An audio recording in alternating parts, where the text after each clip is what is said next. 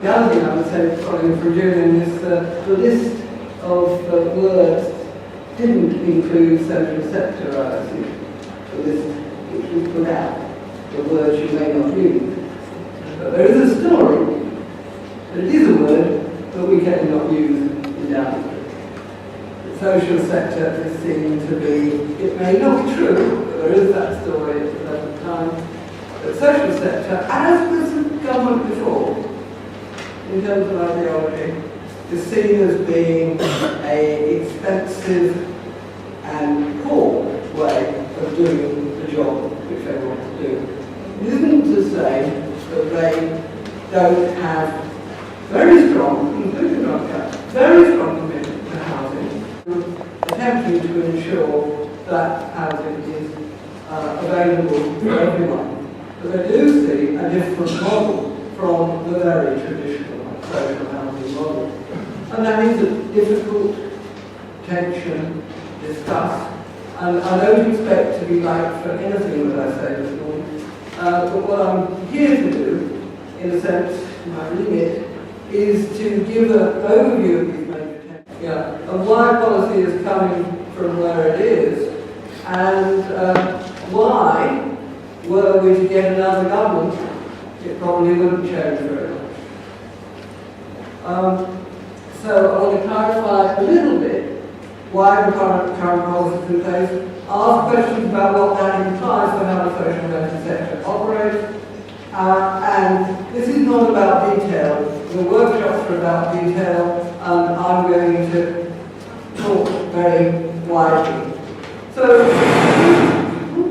we do have unprecedented uncertainties. Unprecedented, certainly in my lifetime. I'm older than 98% of the people here. And I think unprecedented in the sense that the macroeconomists do not know what's going to happen, and they do not know how to analyse it.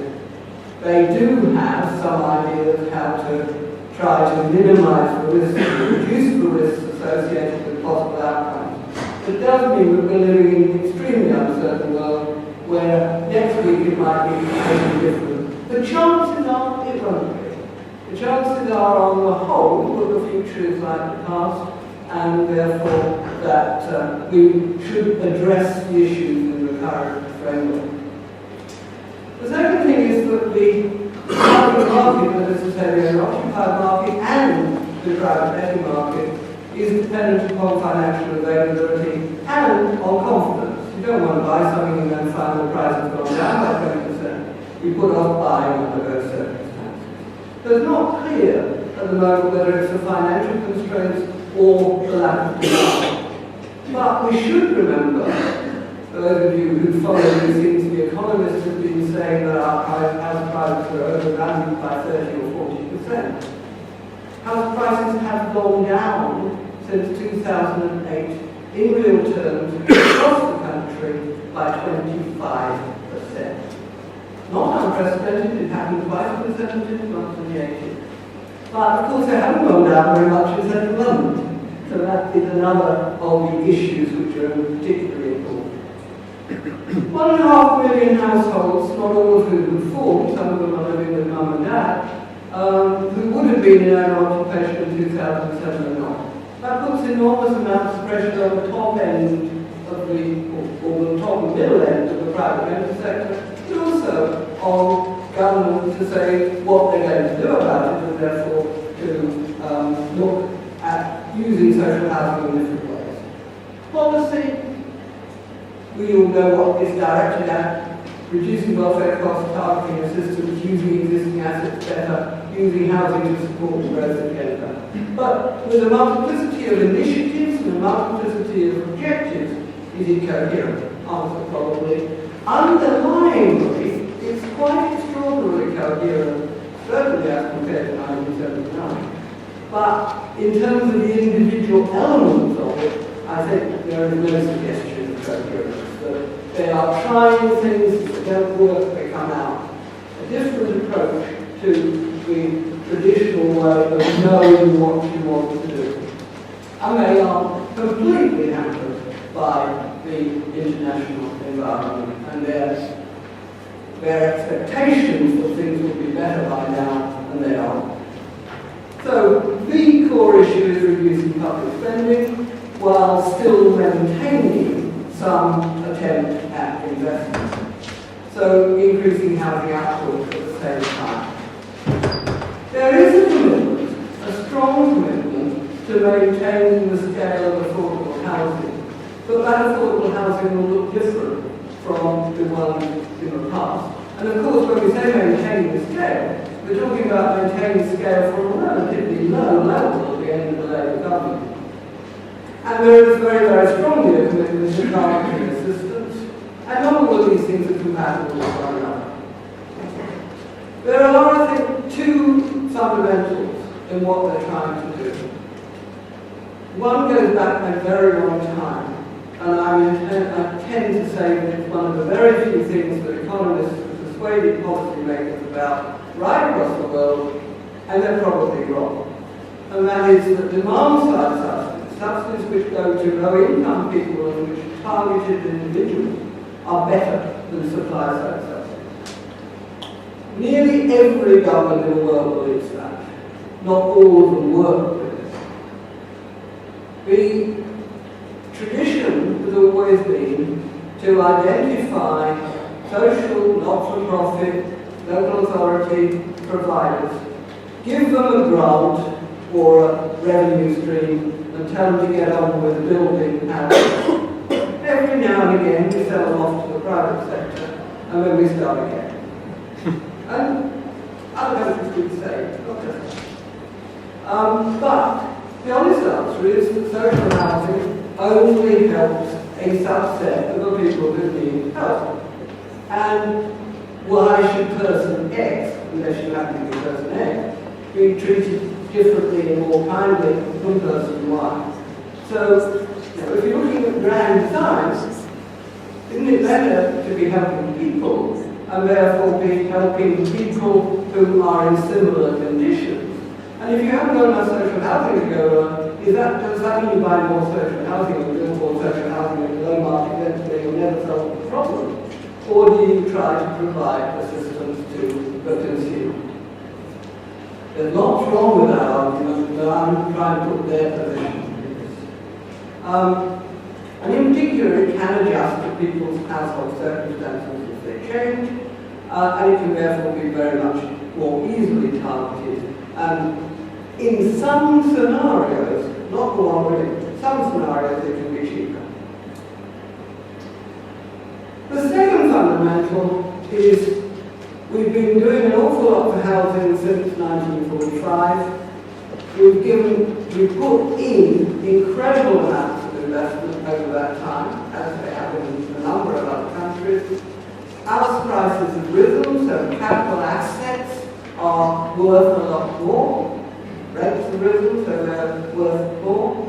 Therefore, the existing asset base is where we should be coming from in terms of expanding housing.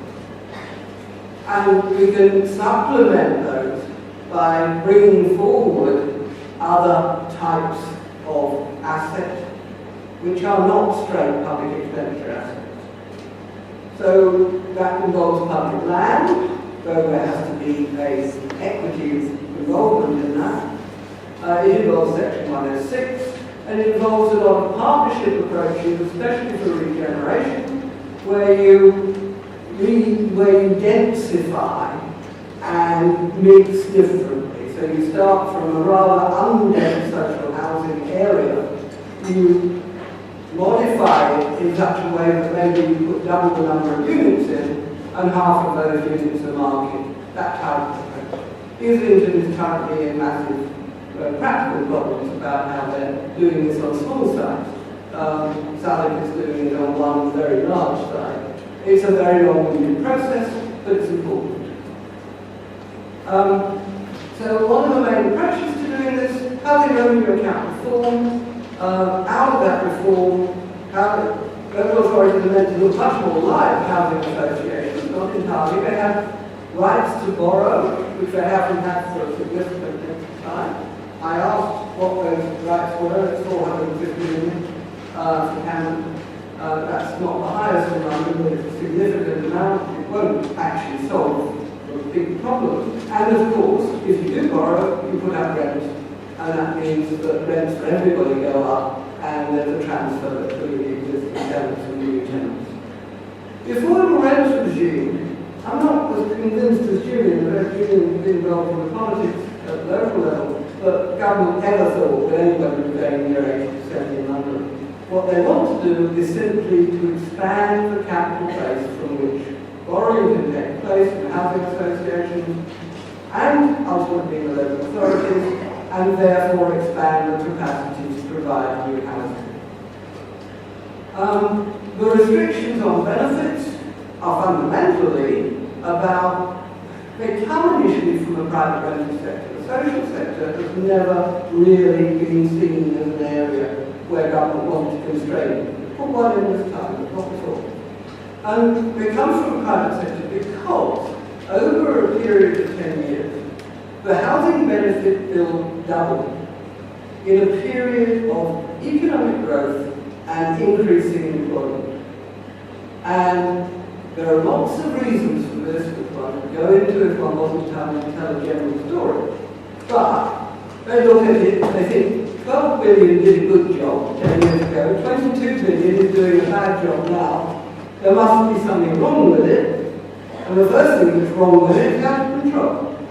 They haven't expected to reduce that. The predictions are that it will go up to 24 billion anyway, but that it has to be constrained in one way or another. In the private rental sector, it is seen as being a mechanism for putting downward pressure on private rents, on private landlords. And the first review monitoring of this came out last week and does suggest that there is some pressure being put, downward pressure on rents in the relevant areas. But, who knows? So I'm going to be too long if I go on this slowly, so I shall going to speed up rapidly. Up to this you already know, lots and lots of demand coming forward. Our population is younger than in most other countries in Europe. It's that more of them are of childbearing age. They don't have more children per person, but there are more people having children. So the result is that the household projections are a bit down, but there's still 230,000 per annum. That's a lot. If you just want to keep still in terms of making sure households have dwellings, that's 230,000 a year to be built. Household formation is down. People are living with mother and dad. People aren't breaking up. People are not divorcing quite as much. They're not doing all sorts of things in order to maintain their housing situation. And the net migration is up. And it's up because people aren't leaving the country rather than because more people are coming to the country. So the European situation is stabilised fairly, but Brits aren't leaving. The result is that net migration is up. And that, of course, is causing a whole different raft of problems with the government and, as we saw from the Provenance yesterday, in opposition. Secondly, because of these intended pressures I've already talked about, right? Can't get into one occupation really, very private rental sector, it's private rental sector, including other people, more people in social housing, increasing rents, increasing risk. Demand for social housing is coming not just from the lower income unemployed and from the homeless, coming from younger households, lots and lots of households stuck in London who would otherwise have moved out of London. London now has proportionately more households with children than the rest of the country. That is unknown. It's always been the case. And it may be that the statistics are wrong, but that's what the statistics show. And of course we've got massive overcrowding, particularly in London, and we've got very low turnover. These are some basically pretty pictures, but because the computer changed the colouring, they're more difficult to follow than they should be. Housing tenure over the last 10 years, buying with a mortgage has been going down. London was kind of full to buy. Social renting has been going down, but not quite as much as that last bit, because the statistics are very outdated. Only outright is going up, partly because of the right to buy. Lots of people bought their homes in the 70s, and we did stay there, and we did become owners, and they became owners outright, and their pensioners now were better able to cope as individuals. And private renting has been rising. And we look at projections. All projections depend upon the assumptions made and what time to go through those. But basically, this is for lower middle income households. These are the households between 10% and 50% of income. Social tenancies in London provide nearly half the homes for that group of people. London social housing is still phenomenally important in a way that it is not elsewhere. Only outright, buying with a mortgage is popping along. People are still able to buy, but it's at a lower rate. And private renting is going up. Fundamentally, it's all about private renting is going up. So we're now looking at the projections for 10 years. Private renting continuing to go up. Owner occupation with a mortgage going down because of the problems of affordability, etc. These are projections, they're not real, but they're probably something like it. So it's basically a private renting story. But it's also a big story of the social renting sector. This is projections of families with dependent children in London. Over a third of those households expected to be housed in social housing, unable to afford own occupation, and unable to move or unwilling to move out of the capital. So social renting still plays a massive role in London, which it doesn't play elsewhere. Important in terms of if you think about politics of that. But private renting is what's growing. And the fact that house prices are falling is not really helping people to be able to get into the occupied sector. So the pressure on private renting, the missing homeowners, the migration, a lot of international investment, and very little knowledge about what the international investors do. One of the blocks near King's Cross was only marketed in the Far East. It wasn't marketed in Britain. And whether they will let it out or whether they just hold it as a nice low-risk asset is clear, but not clear. Rents have been increasing. I wrote this last week. There was some evidence of beginning to stabilise. Today's suggestions are they've gone up again. The private rented data is crap, but it's generally true. Obviously, it's very expensive. Reductions in local housing allowance, all those cutbacks lead to reductions in demand, certainly not in London, but they're elsewhere. There's not very much funding for buy-to-let, and therefore to expand the market as it begins to come back. There's no signs of institutional investment, and the quality of management remains pretty awful. So the social renting sector's got a big job to do. It could be a broader-based job to do as well, in terms of helping to manage parts of the private renting sector, even to perhaps provide in those parts of the private renting sector, provide a better product, which can then cross-subsidise through the system. The point about social renting is that the whole idea is the same idea as the late 1970s, but in a quite different economic environment, which is basically you build the asset and you borrow against those, you push up rents in that process, so existing tenants are paying more if they're not on benefits. Benefits targeted at those who need them, inverted commas, and we then have to try to control the system to ensure that the benefit bill isn't totally out of control. So it's about recycling the past from. It's also about reinvigorating local authorities now through this HRA restructuring and the capacity for the local authority to determine whether they want to take on extra debt and how they want to use that extra debt. Genuine offers to tenants that should have been a drop on it. Not an arrow. The problem about changing offers to tenants from a point of view of this restructuring story is that it increases the uncertainties of the system and therefore actually reduces the capacity to which the asset values can generate borrowing at reasonably low interest rates. That's being hidden at the moment because the lower interest rates are so low anyway.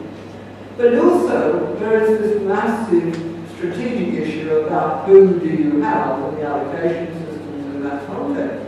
Because there are so many people who are in the lower income employed who need social housing, as well as the people who are in the most vulnerable groups. And the assumptions that the government made when they modelled the affordable housing regime was that the same sorts of people will be housed in the future as have been housed in the past. But anybody further up the system will come within an intermediate sector which is not very well defined in this process. But clearly there is a different role for renting in terms of the ways in which they can manage, partner, etc. You've already talked a bit about the affordable rent model. It is fundamentally a way of just getting more assets to be used to develop housing. It is much more hypothecated than it has been in the past, so it should be used for that investment process. And the idea is that better targeting by demand-side services. We've been here before. We were here in the 1980s and we were here in parts of the 1990s. What tends to happen is a different reality takes over. And the question is whether in the autumn we will see that different reality starting to come forward. In other words, people start by saying target it all, then they say, oh dear, our development industry is not doing very well, we need some infrastructure, have a grant. And the question is, how is that process going to be modified over the next few months? So what is true is that the affordable rents model is fundamentally a model which has been worked in the Netherlands, where rents over 652 euros per month are market rents or potentially market rents across the rented sector, including social housing. But of course they have a different background, they've got more comprehensive social security, they've got a better distribution of income, but they've got a much worse tax bill than we have. The new rent regime tax, so we talked about, I say it's a maximum of 80% market rent, probably around 60% in the London region on the whole. But what I think is important to recognise is who's going to be paying for what. Most of the research we've done and others have done show that most local authorities put existing tenants into a large proportion of their new housing. And so existing tenants move into new housing, and then it's the new tenant coming into the existing housing which will bear some of that allocated, that rent increase. But because turnover is falling, because people are extending who they're prepared to allow in, children, etc., there's a very rapid decline in turnover. We know about the security, tenure, and attractiveness of the offer, and that's what we're going to be talking about most of today, so I won't talk about that. But the general issue is that it will spread. The affordable rent regime will spread through the system. It won't spread at 80% in London, but it will spread through the system over time. And that won't get changed by another government. This is rather too detailed, I think, but the changing LHA regime, in particular the maximum of 30% of the overall local market, is being perceived by most, including myself, as being something which will push tenants out. Actually, it may keep tenants in to some of the richer areas as long as they stay in the smaller properties, because the caps won't apply so much. Only 16% of tenants in total in Westminster, I'm probably wrong there, that's the figure I was given, are on benefits, and therefore the 30% is not binding in the same way. While the marking down people maybe got 70-80% on benefits, the 30% is hitting lots and lots of people. So it's a complicated story. The big issue in terms of having benefit to social tenants is, of course, the under-occupation story. That's the first time that there has been a constraint. And the second is the welfare cap. very obviously thinking about modifications at the moment, but the welfare cap means that anybody with more than a couple of children are in trouble in London. So finally, the issues for social housing. There's the safe, more generally for housing associations in particular, but also for local authorities, there's the safety of the rental streams. Are they supported in exactly the same way as they were in the past? Social rent, mostly they are, but not entirely. The asset values are going to be milked very much more than they were if we're going to expand investment, and I think everybody is going to push for that investment to be expanded. But the availability of asset values will decline. That's what I mean by security here. The investment rates, they're still linked in the sense that private investment and social and affordable investment have to go together. You're not building the affordable rents, 170,000 units, without building private housing. Private housing market isn't building properly, though the affordable rent market will not work either. Some of the big associations are able to make it work whatever, but quite a lot of them will not manage to do it. Rent arrears, that's all about rent direct. Is rent direct going to cause rent arrears to build up? More generally, is the problem of, is the system going to work? It's a software system. It's linked to everything. How good are revenue and customs at building systems which work? Dead. So there must be a very considerable concern that the benefit system will fall down for at least a few weeks or months, as it did in the past when we have had new systems. There's the problem of capacity to provide for those who wish to downsize. Now again, the first review, the monitoring stuff that came out last week, says that people are looking not to move if they possibly can. They're looking for ways to fill in for that amount of money as possible by working a bit more, by subletting, by all sorts of other ways, which mean that people don't actually want to move. But most local authorities, most housing associations do not have the mix of stock available which will allow significant movement within the sector. So that's a big issue. There's no political risk of change. What is going to fall over? At the moment, it's this system which is being identified as the most likely, but there could be others. And is this a coherent long-term environment policy? The fundamentals of the policy are clear. They've been in place for 30 years, not longer, and we move, and then we move, and we come back, and we move again. But fundamentally, I think that process will be continuing. I do think it's different from the 1970s. It's a long way back, but it's the last time we've been quite. Is that there is a commitment in rhetoric and in their intention to maintain the investment in social and affordable housing while restructuring social housing in a way which more meets their objectives. Whether they can do that is going to depend upon the external economic environment. It's also going to depend upon how messy the whole financial subsidy system is, and the chances are that in 20 years' time, somebody out of me will be able to tell you much the same story, and we won't have moved an awful